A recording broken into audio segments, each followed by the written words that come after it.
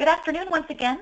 My name is Emily Papagiorgio with Collier, and the purpose of today's webinar is to talk through the claims process for school nutrition programs, summer food service program, and child and adult care food program. We're going to go ahead and get started getting into the system. Many of you may have been on yesterday's webinar that was pertinent to the applications process. We'll be walking through the claims process in a similar manner. Yesterday's video for the webinar will be made available to you in the coming days by the Agency of Education. So if you were unable to attend yesterday, be on the lookout for that video information soon. Today's webinar will also be recorded to be made available. So we're going to log onto the system once again using our training ID for today. And again, if you were not in yesterday's webinar, we're on a training website. Agency of Education will be providing you with the link to the live production site as well as your user ID and password in order to log onto the system.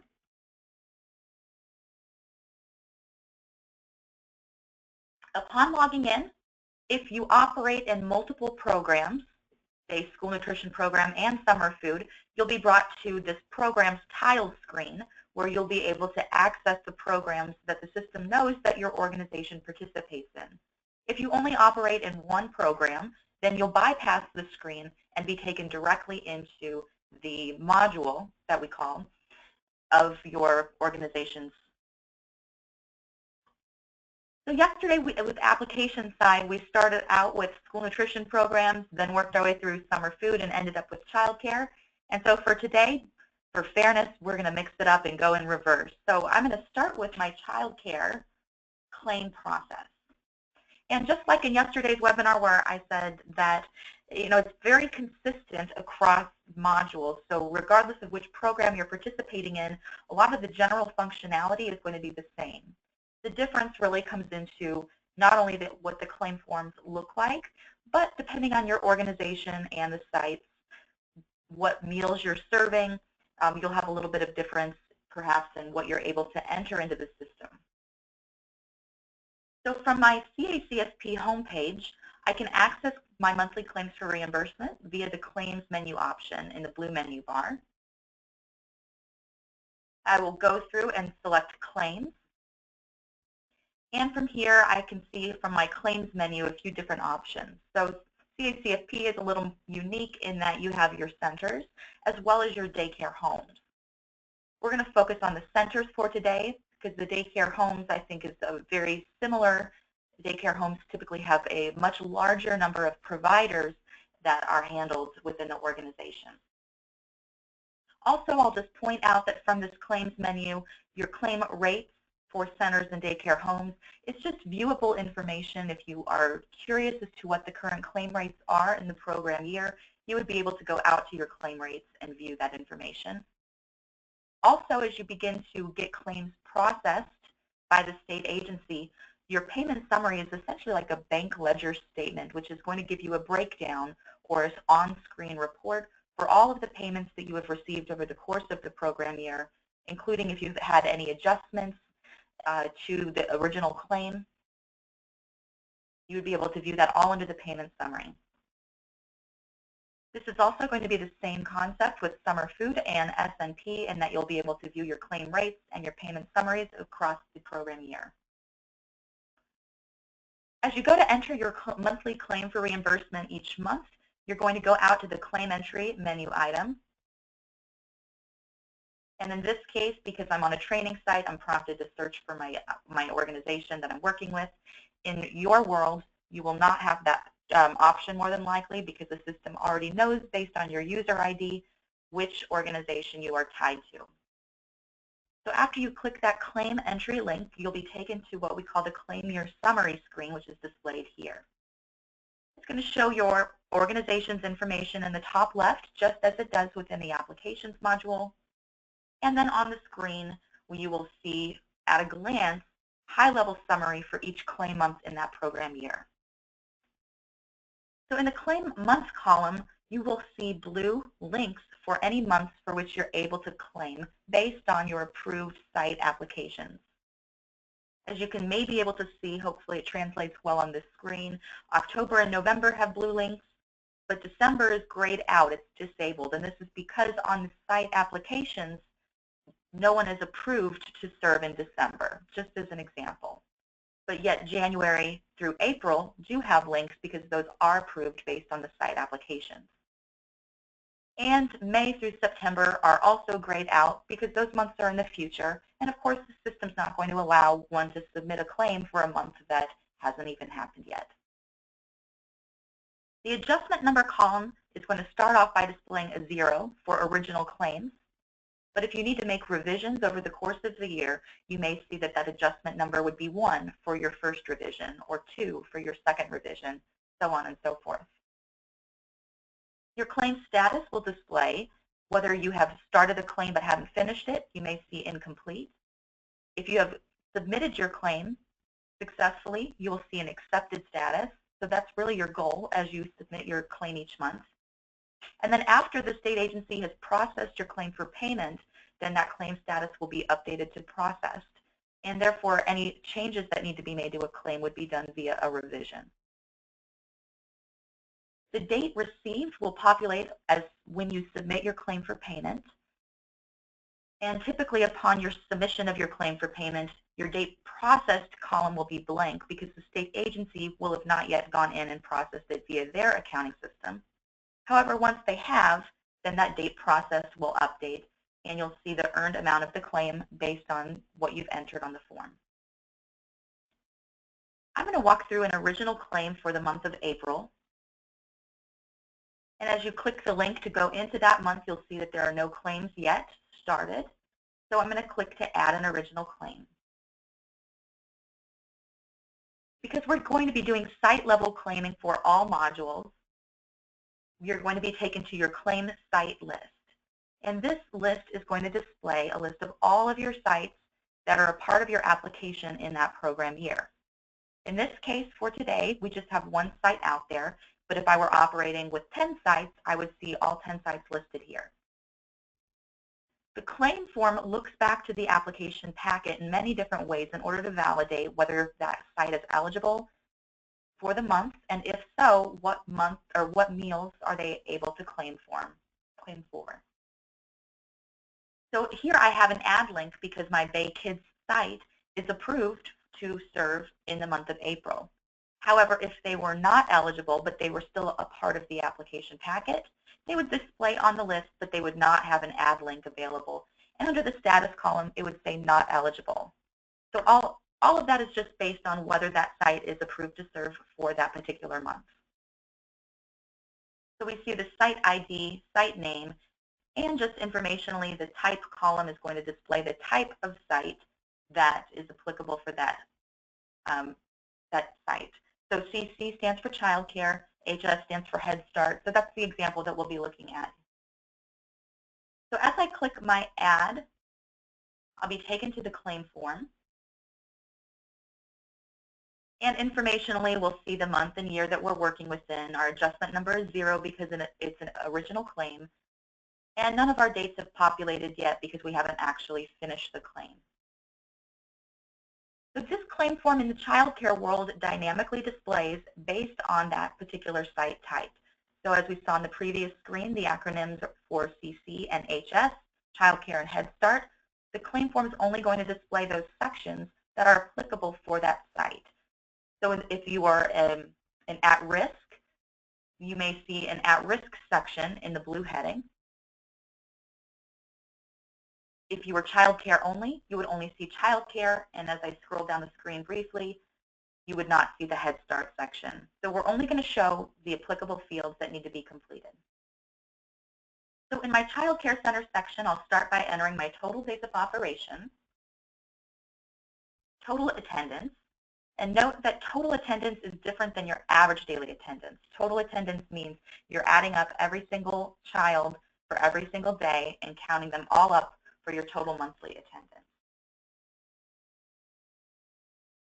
Then the system will automatically calculate your average daily attendance based on the values that have been entered. And the number of shifts we know based on site application information. Next, you'll enter in your number of enrolled participants in each reimbursement category.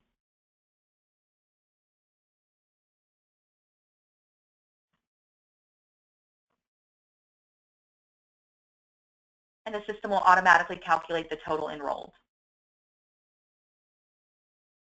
If you are a for-profit center, you will see the for-profit centers section that will need to be completed for C9 to C11. If you are not a for-profit center, then this will not display on the screen, just to avoid any confusion. But it will pull in the license capacity, the free and reduced eligibility based on information that we know within the system.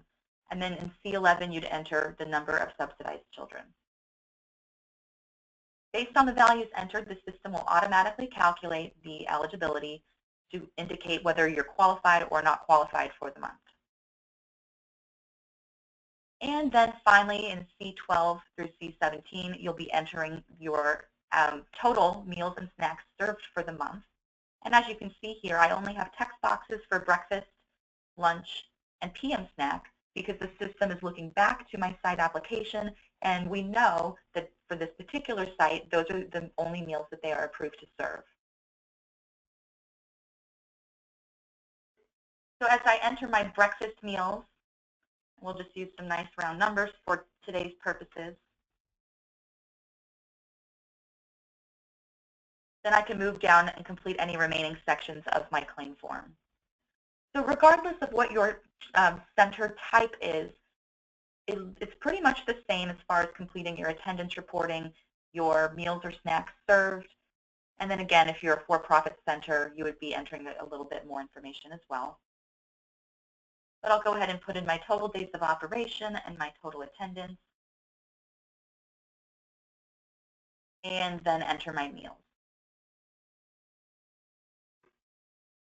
Upon saving this form, the system is going to run through a series of business rule and edit checks to ensure that the numbers entered within those fields make sense based on the business rules that we've worked with the Agency of Education to define.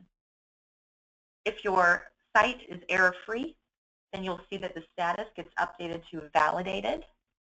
And if you have additional sites on your site list, you would just continue to add your claim form for each one of those sites. At any point, you can go back in and view the claim in view-only mode, or you can continue to modify the application or modify the claim form if you realize that perhaps you mistyped a number and you need to go back in and make any corrections. Once all of your site claims have been entered, you can click the Continue button, and then we'll be brought to a screen where we'll see the summary recap. We'll go see that screen here in just a moment. As you see the sponsor level summary screen, then you will be able to view the sum details or the aggregate details for all of the sites that have been entered. And then you'll be able to submit that claim form for payment. So bear with me just one moment while I update one item for our today's training.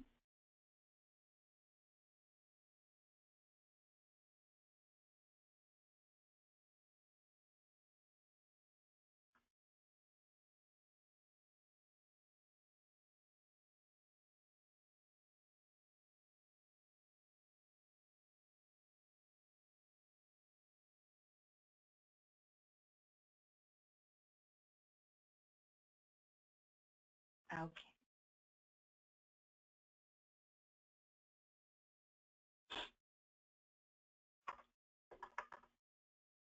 Sorry about this. I'm just making one quick change to one of the settings for this particular training user.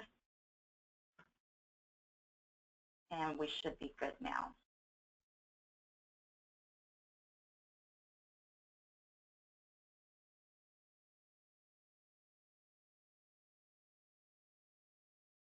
Okay, going back into my claim form that was started, you should see with the April, we're going back into the claim by clicking Modify. And now that I clicked Continue, since I've entered the information on my claim form, the next step for child care centers is to enter your claim cost details. And this is done at this organization level. So for CCFP, you would enter your operating expenses for food, and supplies, program labor, administrative costs, and any additional costs. And then you can save and validate the claim.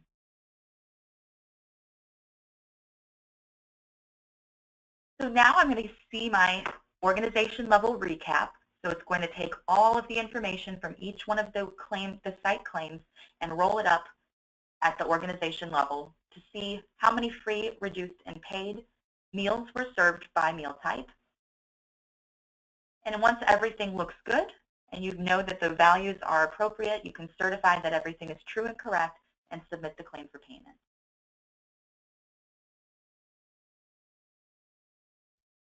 Once you have successfully submitted your claim, you'll receive a confirmation number and a confirmation message.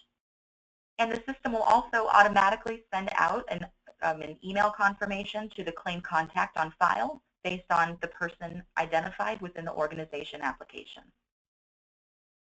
And now we can see that our date received and date accepted have been populated with today's date for this original claim. So as I click the finished button, we can see that lovely accepted status, which is the goal each month as you go through. And this is the same for summer food and for S&P. Again, the claim forms just look a little bit different, but the process is the same. And if I need to make any modifications to the claim after I've submitted it for payment, you are able to do so long as that status is still in the accepted status.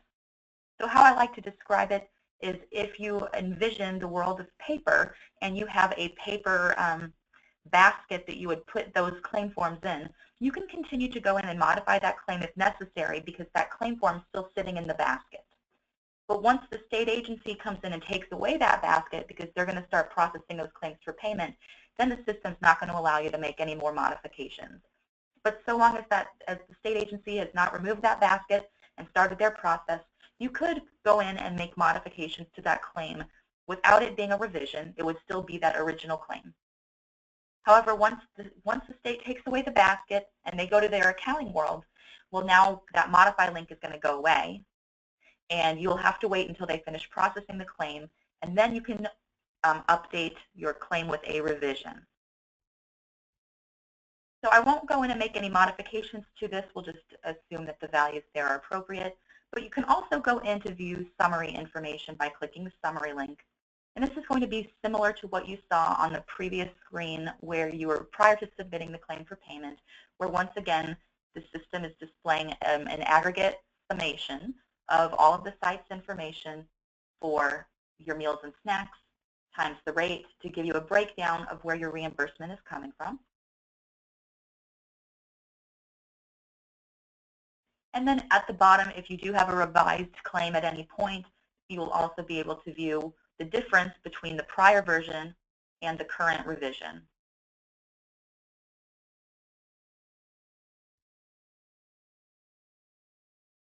All right, so one quick question that I see coming in via the webinar that I will read aloud. The question is saying, processed means it has been paid, or will it change to paid when this payment has been sent to the agency? So processed means that the state agency has completed their process for getting your claims in a paid status. We don't use the terminology paid within this system.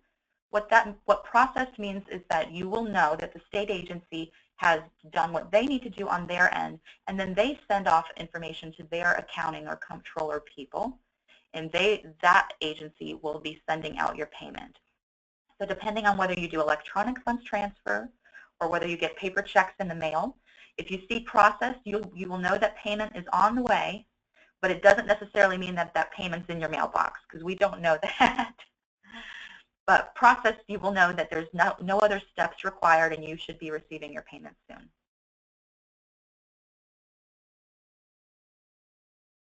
So those are the basic steps with walking through the child care claim. Again, you'll be going into that claim form for the month, clicking Add Original Claim, filling out your details.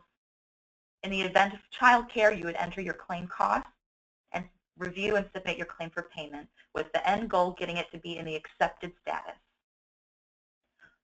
Once processed, if I go into my March claim out here, again, If I am acting as a sponsor user and I see that my claim has been processed, I'll know that that payment's on the way. And if I need to make any changes to my claim at that point, you can see there's an Add Revision button, and I can click Add Revision, and it's essentially going to bring up my original claim. I could click Revise for that particular site that I need to revise, and make any updates to the values here. So in this case, if I needed to add 10 more meals for lunch, I'm simply going to update the number, save my form, and go back through the same steps that we walked through with an original claim. So this particular revised site claim is in the validated status, and I can move forward, save and validate my claim if I don't need to make any updates, review my information just as before, certify, and resubmit this claim for payment. The contact will get another email confirmation, and you can see that my adjustment number has been updated to 1 because this is revision number 1. And based on the values that I entered in my revised claim, the system knows that it's what we call a timely adjustment, meaning it's within the allowable time window to adjust the claim. So now going back to my claim month details screen, I still have my details for the original claim that has been processed. And now I have a revised claim out there for the month of March with the adjustment number 1 in the accepted status, where I earned an additional $25 or so.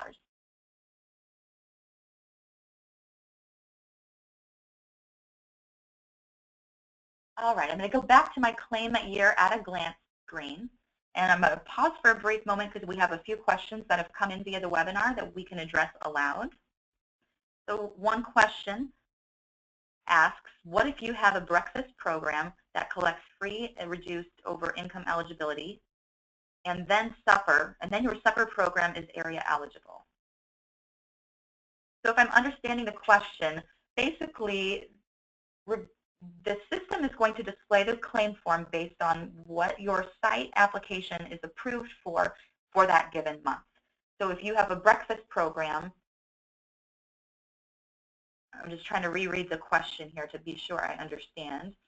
If you have a breakfast program and you do free and reduced and paid meals, and I don't know if you're referring to something that's childcare or whether it's a different module, because if your supper program is area eligible, well, the claim is going to show you the applicable fields. I don't know how to better answer the question, because if you're doing breakfast and supper and the supper is area eligible, the system will know that based on your site application and will provide you with the appropriate boxes, so to speak, so you can type in your values.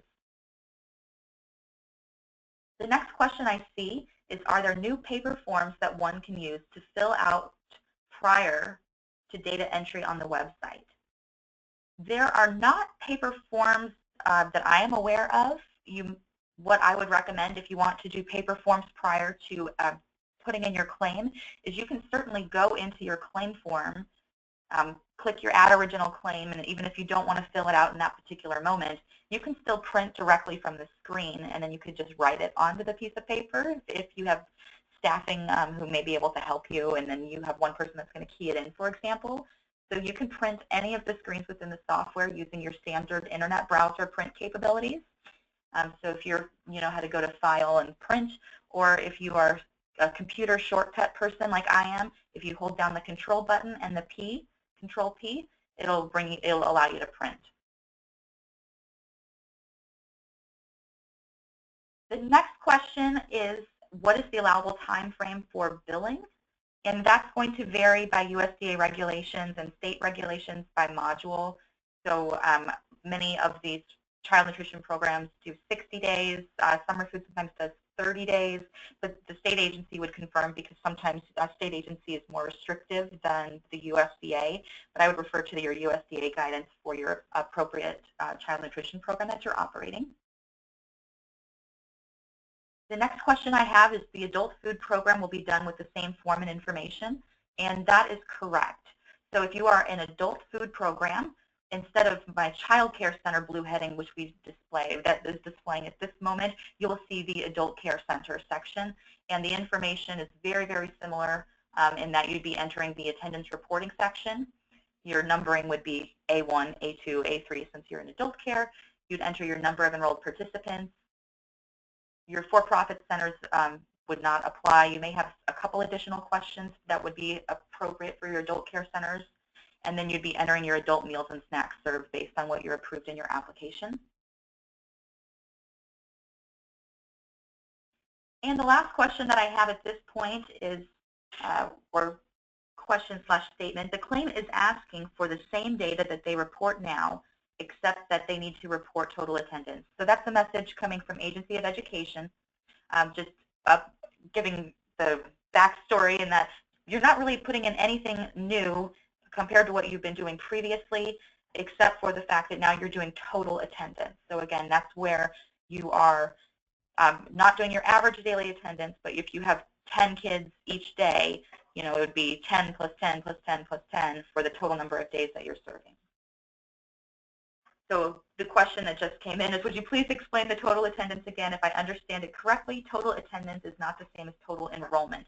That is correct. Your enrollment numbers are different, and they're captured under the number of enrolled participants.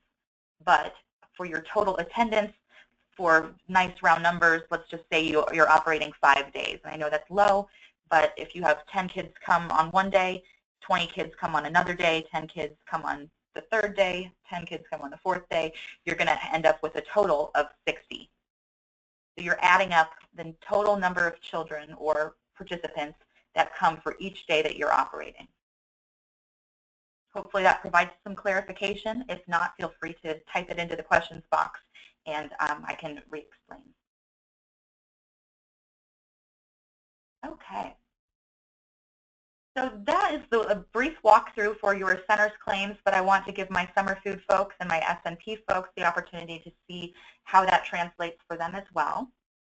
So I'm going to go back to my program screen and go into Summer Food Service Program. And then we'll go into the claims form in the same way that we did for the centers. So I'll access my claims menu, and I'm going to go to my claim SFSP. I'll need to update my training sponsor that I'm working with here. And now I'm brought into my Summer Food Service Program Claim Year Summary. So as you can see, October through April have links enabled because that's how I've set up this particular site for today's webinar, and months in the future are grayed out. And I can go in and we'll say I'm going to put in a March claim. So the flow, as you can see how it translates, is very similar to what we saw in CACFP. And I can go to add an original claim. My claim site list screen looks a little bit different, but similar conceptually in that we're going to see each site listed that is a part of the application packet, and then I can go in to add the claim form. So within the Summer Food Service Program, we'll be calculating your first meal amount, and then there's some second meal amount details that I'll talk through as we move through. And let's just get started by going into the claim form. So this screen looks a little bit different for summer food, and what we're going to be asking is for, in the general information section, you're going to enter your total number of days that food is served and your average daily attendance. So not total attendance here, now we're talking average daily attendance. So it would be your total number divided by the number of days that you operated. And we only have text boxes enabled in this case for breakfast and lunch because those are the only 2 meals that this particular site is approved to serve. So if you're not approved to serve supper, PM snack, etc., well, we're going to disable those text boxes just to avoid any confusion or mistyping that may occur. So I'll put in my total days food is served and my average daily attendance. And then this next section, in this case, is the self-prep and or vended rural meals served to children. And for each approved meal type, you'd be entering your first meal served or second meal served if you are in non-camp, or if you are a camp, you would enter those values into the camp first meal served and camp second meal served. Now, what determines as to whether you are a camp is how your organization and site is set up within the system. So be sure that I have heard from other sponsors and other agencies that sometimes people think they're a camp, but they're not actually coded as such within the system. And if you try to enter values into the camp section, but you're not actually considered a camp within the software, you're going to see some errors. But that's okay. If you get those errors, all you need to do is move those values from the camp section into your first meal served and second meal served section, and then you'll be able to move forward and submit your claim. So in this case, I'm just going to type in my values for breakfast and lunch for first meal served and second meal served.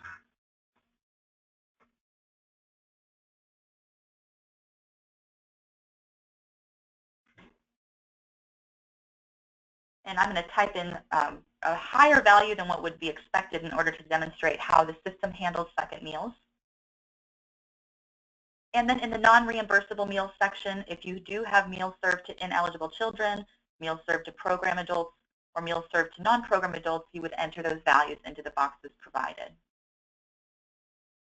I'm just going to go ahead and save my claim form. And I get my confirmation that the site claim has been saved. Now it's in the validated status, which is good. And if I had additional sites, I would click the add link and follow the same steps to complete all of my site claim forms. So as we see here on the screen, based upon the values entered, I can see my earned amount for my first meals. And then the system is going to calculate my second meal amount based on the values entered.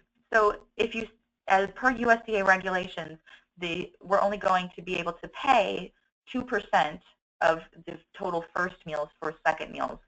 So even if you enter a value that exceeds that 2%, you want to enter the actual true number of second meals that you served. You don't need to calculate the 2% on your own because the system is going to do that for you and determine the appropriate amount. So once I click continue, I move on to my next screen where I'm going to verify the period covered by the claim. It'll default to the beginning and end of the month, but if you only operate for a partial month, you could update those dates accordingly. The system will roll up the total number of participating sites for the claim period, which in this case is 1. And then similar to what we saw in CACFP, we're going to roll up information at the organization level to give you your total number of meals for the organization. So here, under my self-prep section, you can see in columns A and B, these are the values that I enter on the claim form. I entered 100 meals for 100 second meals served for lunch. However, the system, when I mentioned calculating that 2% of allowables, it's only going to be able to pay for 10 of those because that's the 2%. In the state of Vermont, I don't believe you have very many organizations that would classify under the vended urban meals, which is a USDA category. But if you do have any organizations, or if you are an organization that's vended urban, you would see the roll-up here. We did not see that on my site claim form because the system dynamically displays only what is applicable for that site. So a site is either self-prep or vended urban, but I think the vast majority, if not all, of the organizations in Vermont are going to classify under the self-prep or vended rural. And then your non-reimbursable meal section will display the roll-up as well.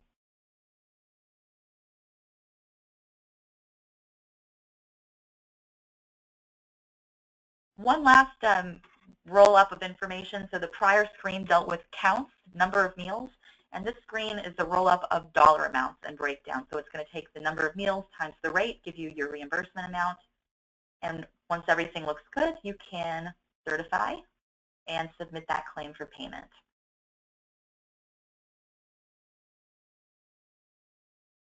Once again, you'll receive a confirmation number, and the claim contact on the organization application will receive an email confirmation, and we can say we're finished.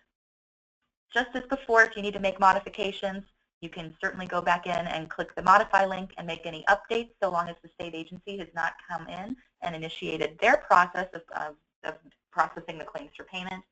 And you can go in and view your summary information just as you could in the child care world that we looked at.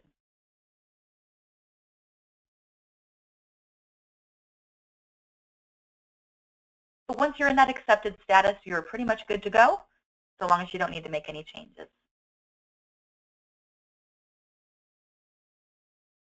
All right, lastly, I'm going to go over to my school nutrition programs world and walk through the claim form for SNP. I'll go out to my claims menu. We're going to look primarily at SNP, but Seamless Summer has a similar claim form process, and I believe Agency of Education will address fresh fruit and vegetable in a different setting. So I'm going to go out to my claim for SNP. Bear with me one second, and go out to this claim form. Go back here.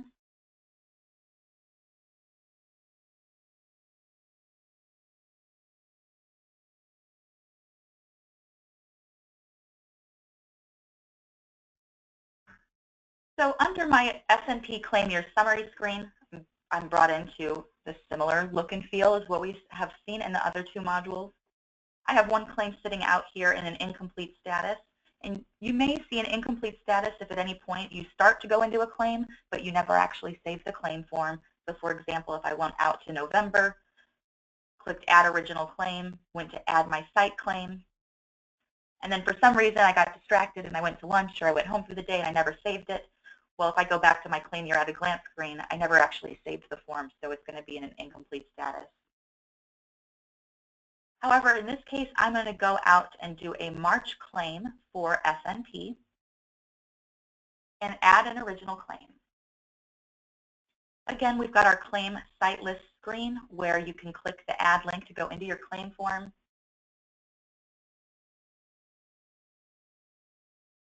And similar to what we saw in childcare, where I mentioned that the system is only going to display the applicable sections based on your site application. It's the same concept here in that we're only going to see the sections for NSLP or school breakfast program as applicable based on the approved site application. So in the case of this site, they are participating in lunch, they're participating in breakfast, and based on the site application, we also know that they are qualified for severe need reimbursement. And then scrolling down, this site is also participating in the after-school snack program, and they're classified as non-area eligible because of the site application. So if they were area eligible, it would display here. And similarly, if the school breakfast program was regular reimbursement, that would display as well. So starting at the top with NSLP, in the student eligibility and enrollment section, you'd be entering the number of children approved for free meals, number of children approved for reduced meals, and the number of enrolled children at the site. So based on that free and reduced and total number of enrolled, the system will automatically calculate those children receiving paid meals. Then you'll enter your total monthly attendance. So this is similar to childcare, where you're adding up the total number of children or students for each day of the month, not the average, but the total. And they would be able to enter that value here. And your number of operating days.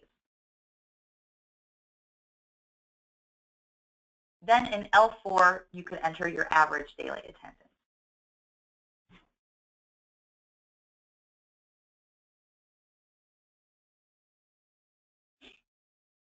Under the reimbursable lunches served section, you will be entering your free and reduced and paid lunches served.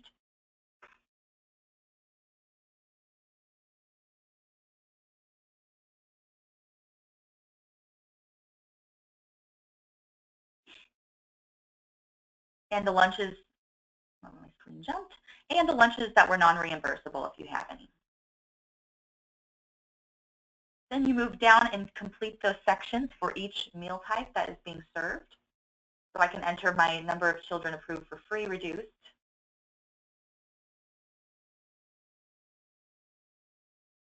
I'll just keep my values consistent with what is displayed above.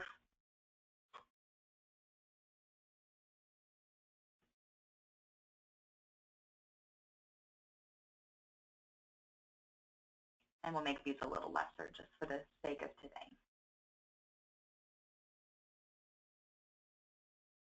And then for your after-school snack program, the same concept.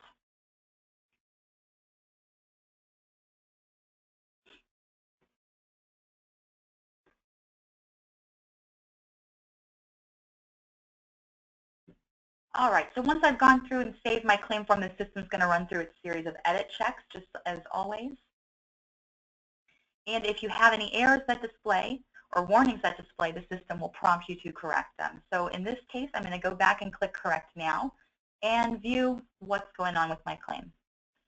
So as we talked about in yesterday's applications webinar, errors that display in red are going to prevent you from submitting your claim to the state agency. They must be corrected in order for that claim form to be in that accepted status. Warnings, however, display in blue, and it's just a cue to you that something seems a little bit off, but the system can't 100% determine if it's wrong versus not wrong, so you should give it a second look and ensure that the data is appropriate. You can still submit your claim if you have a blue warning, but you cannot if you have a red error. So in this case, when the system's going to point me to the correct section, so for NSLP, my total lunches served cannot be greater than my total monthly attendance because my total lunches served is 1,350, my total monthly attendance is 1,000, so something is not right, and one of those values needs to be adjusted, either the total monthly attendance or the actual number of meals being served.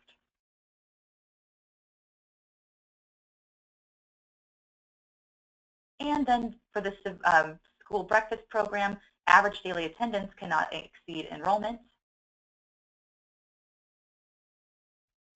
So if you accidentally put in an extra 0, the system is going to catch you and hopefully prevent you from submitting something that's not appropriate.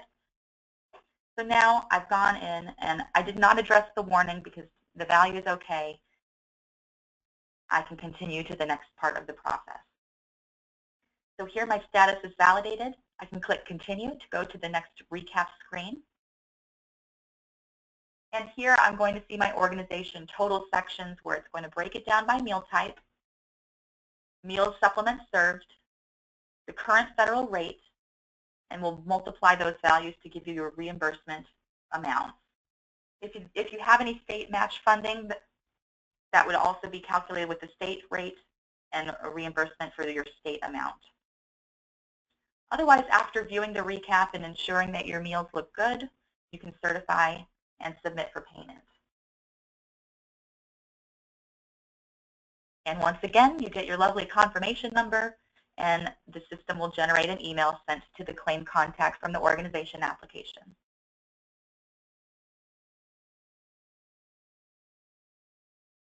So now that my claim is in the accepted status, I know that I'm done, and you can continue to come back into your claims menu, come to your claim your summary screen, and check on whether your claim has been paid and processed. Once you see that process status, you'll know that your payment's on the way. The last thing that I want to go back to show to kind of wrap up today's training webinar and then address any questions is I will go back to my CACFP section since we have a processed claim out there. Let me update my trainings user. And if I were to go into my payment summary, I guess that we didn't have one process. So if you have once your payments have been processed, that payment summary, as I mentioned, is where you're going to be able to go out and view a record of all of those payments that have been processed. So you can check on the status of your claim via 2 ways. One, by going out to your claim entry and looking for that specific month to see if it is marked as processed, but you can also go out to your payment summary because once it has been processed, you will see a listing of each processed claim over the course of the year.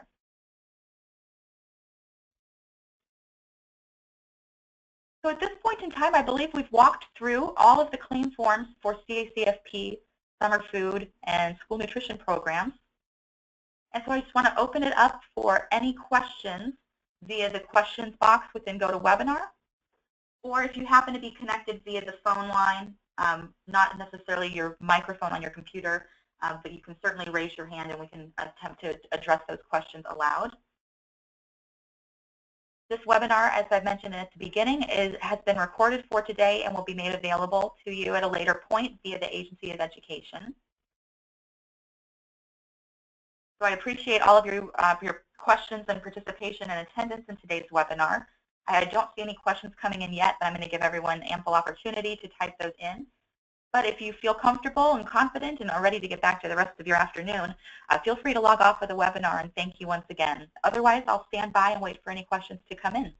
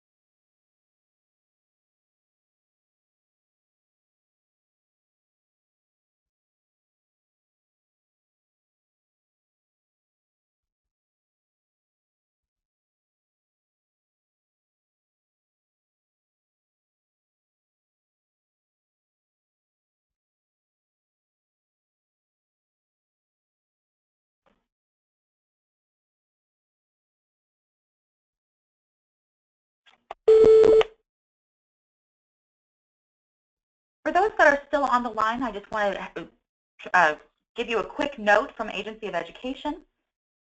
So a new count sheet will be posted for CCFP to help the centers and programs determine the total attendance each month. So be on the lookout for that as the Agency of Education gets that to you.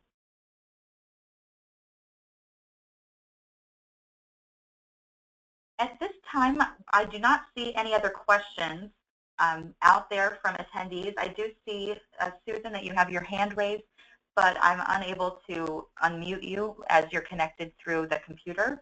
So feel free to type a question into the questions box, and I'll be happy to address that.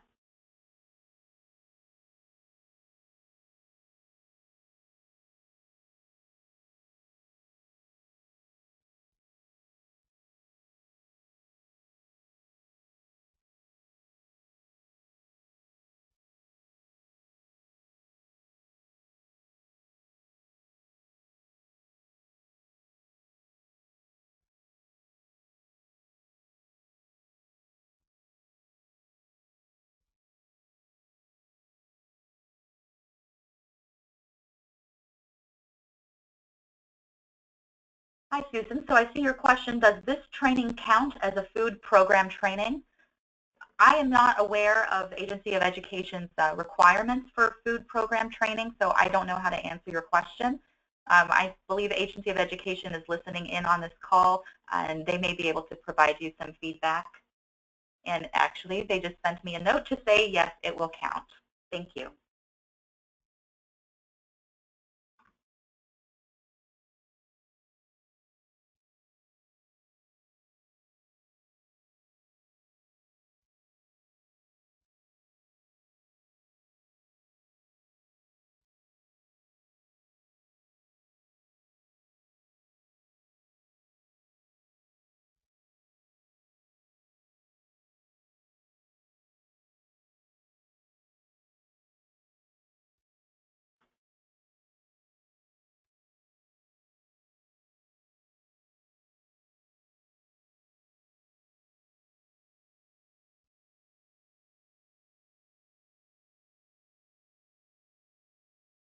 I see another question that's coming in that says, can we continue to claim based on actual free, reduced, and paid meal numbers?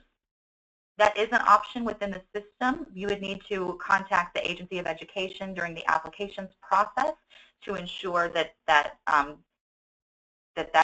option is available to you. The system does allow for it, but it's the Agency of Education who would set up whether you're doing actual free, reduced, and paid, or whether you're entering total meals. So I would reach out to them.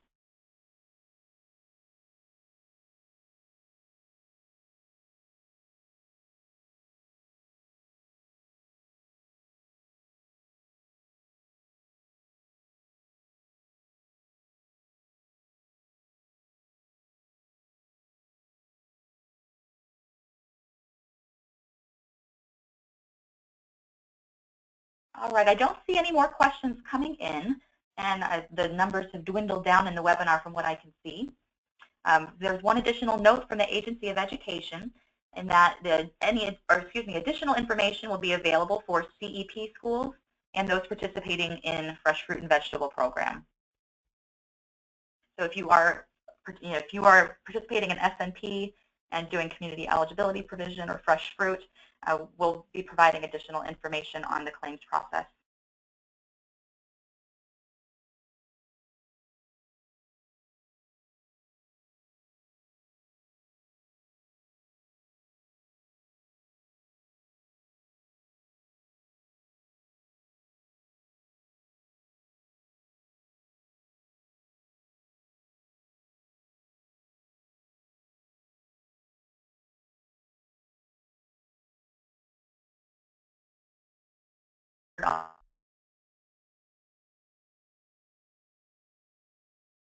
So before we sign off, there's a question that came in about CEP and if it's a different process.